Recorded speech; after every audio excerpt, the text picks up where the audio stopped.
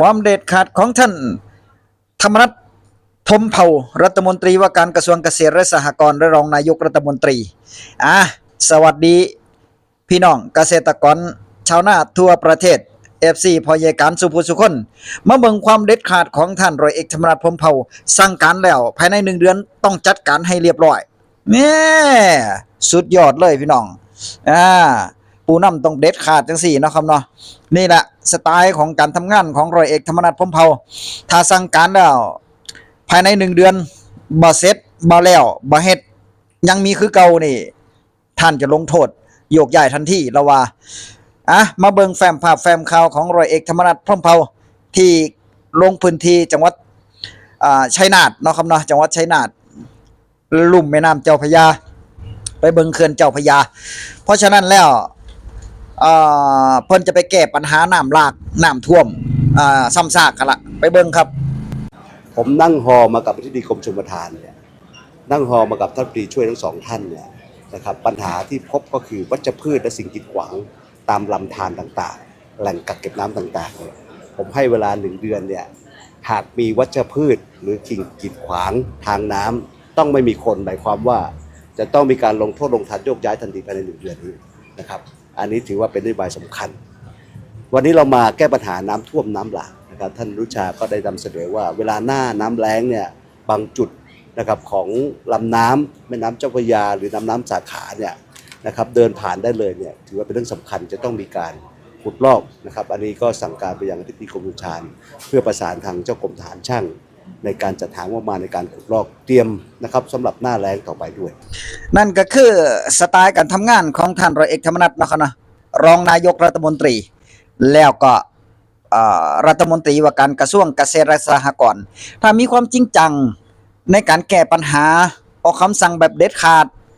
แบบนี้เนาะครับเนาะเพราะว่าในการเป็นผู้นำพยาการว่าถ้าสั่งอีหยังนี่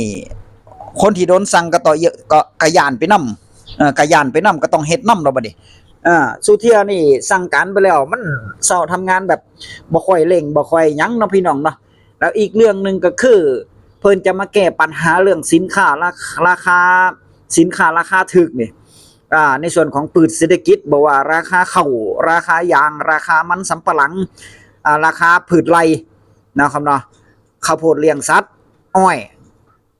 ยางแล้วก็ปาล์มนะครับเนาะโดยเฉพาะพื้นที่ของสินค้าทางการเกษตรนี่แหละเพราะว่าที่ผ่านมานี่ปัญหาที่ผ่านมาก็คือสินค้าทางการเกษตรเนี่ยมันราคามันตกต่ำมันถึกมันก็ถึกโพดถึกโพอีหลีน่ะตั้งแต่ปีปลายปี66บ่ฮะเนาะปลายปี66มา67พ่วงเข้ามา68ปีนี้ราคาสินค้านี่โอ้ยมาปีนี้นี่ตกต่ำอีหลีขนาดมันสำปะหลังว่ามันบ่น่าสิตกฮอดถึงกิโลละบาทเนี่ยมันก็ยังฮอดปีนี้ปี68นี่จดจำไว้เด้อพี่น้องเด้อราคามันสำปะหลังนี่มันให้หน้านี่กิโลละบาทนึงเด้ไถทิ่มกันสะซ้ายโอ้ยเกษตรกรรูปแล้วรูปอีกบ่ได้ขาดทุนตั้งแต่เริ่มต้นเลยแบบนี้บ่ได้หยังแล้วก็มาพ่วงมาหายางพารามาพ่วงมาหาปาล์มก็ลดราคายางก็ลดลงบ่นี่แล้วกิโลละเท่าไหร่30บ่ยางพาราแล้วก็พ่วงมาหาข้าวโพดอย่างสัตว์บ่นี่ลามมาหาข้าวหน้าปังจนเอาไปขายกันจนทั้งให้ทั้งห้องเนาะครับเนาะเสียดายเข้าก็เสียดายบ่ขายก็บ่ได้บ่ขายก็บ่ได้เด้น่ะนี่แหละวิถีชีวิตของเกษตรชาวนาไทยโอ้ยตอนนี้นี่ราคาข้าวไปเท่าใดฮู้บ่ราคาข้าวเป็นข้าวแห้งเด้ข้าวแห้งความชื้น 15% นี่ก็ได้ 6,000 อยู่6,000 ปลายนี่ได้อยู่แต่ว่าเข้าความชื้น 25% ก็ 5,000 ปลายแล้วเขานะขยับขึ้นมาดีขึ้นมาหน่อยนึงแน่แต่ว่ามันอยู่ในตกอยู่ส่วนมากมันตกอยู่ในมือพ่อค้าเบิดแล้วเขานาปังน่ะเกษตรกรชาวนาตอนนี้นี่เขานาปังแทบจะบ่มีแล้วแทบจะบ่เหลือแล้วเนาะครับนะแทบจะบ่เหลือแล้วเข้าเจ้านกข15แถวสกลนครก็เริ่มเกี่ยวกันแล้วเด้สกลนครเนี่ยจักเพิ่นเฮ็ดแบบไหนนะเขาเนาะเพราะมันเป็นเข้าหน้าปีเด้มันเป็นเข้าหน้าปีแต่ว่าแถวบ้านพญาการนี่ก็กำลังสิ กำลังสิถอกกำลังออกล่วงยังบ่ทันพร้อมเด้พูนวันที่25ตุลาอีกสัก2อาทิตย์นี่พยาการคาดว่าเข้าเจ้าดกข15มันจะออกพร้อมกันเบิดขาวเบลอเบิดเลยเต็มไหหน้าเนาะครับเนาะสอดเบิดออกมาออกล่วงเบิดของพยาการนี่ก็นี่เห็นบ่เข้ามันก็กำลังท้องได้นี่อันนี้เข้าหอมมะลิ105นี่ตัวเบิ่งต้นนี้ก็กำลังท้องเด้ยังบ่ท้องดีพร้อมถ้าเป็นข้าวเจ้าใหญ่เนาะครับเนาะยังบ่ทันท้องถ้าท้องนี่มันจะอ้วนเด้อมันจะอ้วนท้องมันจะป่องๆแบบคนท้องนั่นแหละเข้าท้องก็คือแบบคนท้องนั่นแหละมันจะป่องๆออกมาเสร็จแล้วมันก็จะเริ่มทรงขึ้นเทิงๆเนาะครับเนาะต่อยอดต่อรวงขึ้นออกไปเทิงๆมันถึงจะออกมาออกร่วงได้แต่ว่าข้าวเจ้าข้าวหอมมะลิ105นี่ก็กำลังกลมพูดน่ะปลายตุลาพุ่นละมันจะออกถอดมันจะออกร่วงเนาะครับเนาะแล้วคาดว่าจะได้เก็บเกี่ยวถ้าข้าวหอมมะลิ105นี่คาดว่าจะได้เก็บเกี่ยวกับปลายพฤศจิกาคือกันเด้ปลายพฤศจิกาพุ่นน่ะเดือนพฤศจิกานี่เข้ากข15นี่จะได้เก็บเกี่ยวก่อนละต้นพฤศจิกานี่ต้นพฤศจิกาปลายตุลาถึงต้นพฤศจิกาเนี่ยกลางพฤศจิกานี่ก็จะเริ่มเก็บเกี่ยวน่ะก็จะใกล้แล้วเบิดแล้วล่ะต่อไปก็จะเป็นข้าวเจ้าใหญ่เนาะครับเนาะสืบเนื่องกันต่อไปของพยาการเบิดทุ่งนี่เบิ่งแต่ละนี่พูดเบิดทุ่งนี่อันนี้ทุ่งนี่มันเป็นหน้าห้วยเนาะเป็นข้าวหอมมะลิ105เป็นหอมมะลิ105ภาวนาอย่างเดียวถ้าหากว่าร้อยเอกธรรมนัสพรหมเผ่ารัฐมนตรีว่าการกระทรวงเกษตรและสหกรณ์เข้ามาเบิ่งมาแย่งแบบนี้พยาการว่าถ้าเพิ่นกำกับแบบนี้ราคาข้าวน่าจะได้ดีอยู่นะราคาข้าวน่าจะสูงแน่นอนอยู่แล้วก็เพิ่นก็รับปากแล้วเพิ่นก็ให้คำมั่นสัญญาอยู่ว่าเพิ่นเข้ามานี่เข้ามาแล้วคนจริงคนจังคนทำงานแบบจริงจังผมกลับเข้ามาแล้วว่าซั่นเพิ่นว่าผมกลับมาแล้วทุกคนต้องทำงานว่าซั่นโอ้ก็แสดงว่าที่ผ่านมาบ่ได้เฮ็ดงานบ่เนาะร้อยเอกธรรมนัสพรหมเผ่ามาแล้วว่าซั่นเพิ่นว่าแล้วอีกอย่างหนึ่งก็คือในส่วนที่เพิ่นออกคำสั่งไปค่อนข้างที่จะเด็ดขาดอยู่ในพยาการว่าการออกคำสั่งเพิ่นเนาะครับเนาะถ้าได้คนจริงจังจริงใจมาเฮ็ดงานแบบขึงขังแบบนี้พยาการก็มักอยู่แต่ทั้งนี้ทั้งนั้นก็รอเบิ่งผลงานไปนำเนาะครับเนาะบ่แม่นว่ามีแต่ราคาคุยอย่างเดียวแล้วผลงานพอแท้ๆมาแล้วราคาเขายังตกต่ำคือเก่าเลยโอ้ยมันมีแต่ราคาคุยตัวนั้นเนาะก็ทั้งนี้ทั้งนั้นก็รอเบิ่งไปซะก่อนหั่นล่ะเพิ่นแต่ว่าเพิ่นเข้ามาเมื่อกี้เดือนเด้ในการเป็นครม.ชุดนี้นะครับเนาะก็คือตามที่เฮ็ด MOU ไว้กับประชาชนก็คือเท่งกับนายเท่งไว้ก็คือ4เดือนนะครับเนาะ MOU 4เดือนแต่ว่าทั้งนี้ทั้งนั้นนี่ที่จริงมานี่ถ้าจะแก้ปัญหานะวางแผนไว้เนาะครับเนาะวางแผนไว้วางแบบแผนไว้แล้วให้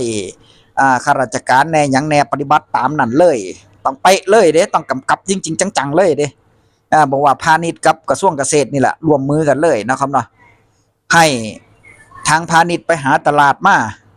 แล้วก็ขายเข้าหรือว่าขายเข้าให้กับทาง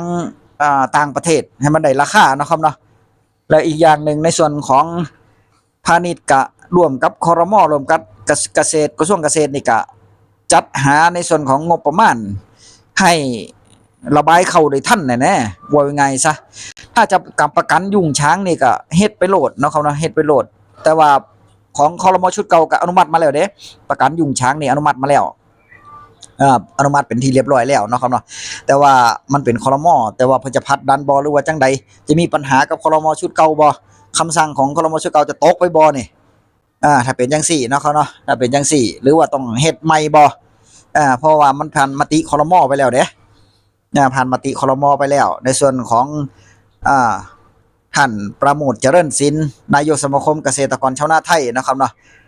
ร่วมกับกรรมการนบข.ทุกท่านก็ให้เห็นชอบเบิดแล้วก็น่าจะดำเนินการต่ออยู่ในส่วนของประกันราคาข้าวบ่แม่นประกันราคาข้าวก็คือประกันยุงช้างไว้นะครับเนาะแต่ว่าในส่วนของพรบข้าวนี่ที่เกษตรกรชาวนาแกนนำระดับแกนนำนี่เพิ่นไปตามนี่ประชุมคณะกรรมการบริหารนี่เพิ่นก็ ไปเว้าไปจากันอยู่ยังหาข้อยุติบ่ได้บ่หรือว่าจังใดเนี่ยฟ้าวเด้อเพราะว่าไอ้พรบเข้ามันคลอดออกมาเร็วๆเนาะเขาเนาะเพราะว่ามันอีหยังมันเข้ามันจะได้เก็บเกี่ยวแล้วนี่ล่ะมันจะได้ปกป้องแต่ว่าให้ต้องเวลาคลอดออกมาแล้วเนาะให้มันปกป้องผลประโยชน์ของเกษตรกรชาวนาเด้เนาะครับเนาะบ่แม่นว่าเป็นเครื่องมือให้กับนายทุนนี่ก็บ่ไหวแบบนี้บ่ไหวนะครับนะแบบนี้บ่ไหวเลยมารอเบิ่งว่าสินค้าทางการเกษตรและการในส่วนของการระบายคูคลองหนองน้ำโดยเฉพาะลุ่มเขื่อนแม่น้ำเจ้าพระยานี่ภายใน1เดือนเนี่ยผักตบชวามันจะหายพี่บ่อันนี้เพิ่นนั่งบนเครื่องบินเบิ่งนั่งฮอแล้วก็ถ่ายรูปลงมาผักตบชวาเต็มนึงเนาะเวลาน้ำมามันก็กีดขวางทางน้ำเฮ็ดให้น้ำล้นตลิ่งน้ำท่วมไปทั่วทิศทั่วแดนน้ำมันไหลบ่เร็วเพิ่นว่าเพราะฉะนั้นต้องเคลียร์พื้นที่เอาออกให้เบิดก็มารอเบิ่งในการสั่งการของร้อยเอกธรรมนัสไปแล้วว่าถ้าหากว่าสั่งการครั้งนี้ถ้าเจ้าหน้าที่กระตือรือร้นกันย่านกันนี่ก็จะแล้วอยู่ภายใน1เดือนยื่นคำขาดไปเลยเด้ภายใน1เดือนต้องแล้วนั่นน่ะถ้าบ่แล้วก็โดนสั่งย้ายทันทีนี่เป็นผลเด้บ่แม่นว่าเป็นผลนะครับเนาะเป็นผลทันทีเลยเพราะฉะนั้นก็ในส่วนของเรื่องราคาเข้าถ้าหากว่าสั่งการไปแล้วถ้าไผบ่เฮ็ดก็ย้ายไปโลดเนาะครับเนาะคนเก่าๆมันทำงานแบบเช้า3เย็น3บ่หรือว่าจังไดบ่ปกป้องผลประโยชน์ให้กับชาวนานี่สั่งย้ายไปโลดเพราะงี้การว่าพี่น้องคลิปหน้าพอกันใหม่นะครับนะคิดเห็นจังไดก็คอมเมนต์มาเว้ากันเด้อว่าเฮาจะเอาแนวทางแบบไหนในส่วนของการให้พี่น้องเกษตรกรชาวนาเฮาขายข้าวหน้าปีเฮาได้ลืมตาอ้าปากได้นั่นตันเท่าใดมันจะพอใจนะครับนะแต่ที่แน่ๆก็คือยืนพื้นไว้ตันละ18,000 บาทเนี่ยตามที่ท่านนายกอนุทินเพิ่นหาเสียงไว้ตอนนั้นเนาะครับเนาะเข้าตันละ 18,000 บาทนี่มันจะได้บ่มารอรุ่นรอเบิงหรือว่าเป็นไปบ่ได้ถ้าเป็นไปบ่ได้อย่างน้อยก็ได้สัก 15,000 ก็พอใจแล้วเด้พอยายการว่าข้าวแห้งเด้ข้าวแห้งข้าวแห้ง 15,000 ข้าวสดนี่ 13,000 นี่ก็ถือว่าโอเคอยู่เนาะแตกต่างกันบ่หลายเด้ข้าวสดต้อง 13,000 เด้มันถึงจะบ่ขาดทุนแม่นบ่ถ้ามันต่ำกว่านั้นนี่เกษตรกรชาวนาเขาขาดทุนลุบแน่มันบ่ได้กำไรเนี่ยแน่มันลุบสุปีก็บ่ไหวเด้อเนาะคลิปหน้าพบกันใหม่พี่น้องคลิปนี้สวัสดีครับ